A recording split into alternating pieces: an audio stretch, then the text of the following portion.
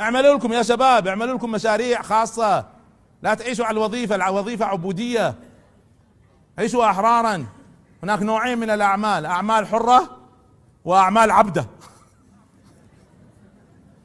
موظف عبد. من هو العبد؟ في الزمن السابق العبد هو شخص يملك شخص اخر يتحكم به. ممنوع العبد يدخل ويخرج الا باذن سيده، ممنوع يسافر الا باذن سيده، ممنوع يصدر قرار ولا يتصرف الا باذن سيده، وسيده يعطيه شويه فتات يعيش عليه. في السابق يسمونهم عبيد، الان يسمونهم موظفين.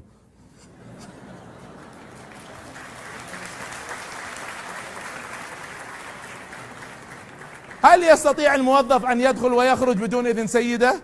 هل يستطيع ان يسافر بدون اذن سيده؟ هل يستطيع يتخذ اي قرار بدون اذن سيده؟ والمبلغ اللي يعطوكم اياه في نهاية الشهر، هل يسوى عقولكم وتدريبكم ودراستكم كل هذه السنين؟ اذا هي عبودية. فاذا لا تفكروا في الوظيفة اعتبروها فترة تدريب. ما في مانع واحد ياخذ وظيفة 3-5 سنوات يتدرب، يعتبرها تدريب. لكن اعملوا لكم مشاريع. الذي ينهض بكم وينهض بأسركم وينهض بكل البلد هو القطاع الخاص وليس القطاع الحكومي. فهذا مبدأ أساسي في كل البلاد، في كل مكان. عندما يكون الناس منتجين وليسوا عالة على الدولة، عندها يكون إنتاج حقيقي. ففكروا في الإنتاجية، فكروا في العقل. ئەگەر بابەتەکەتان بەدڵ بوو سەبسکرایب و چالاکردنی زەنگۆڵەکەتان بیر نەچێت تاکو بەردەوام باشترینەکانتان پێشکەش بکەم.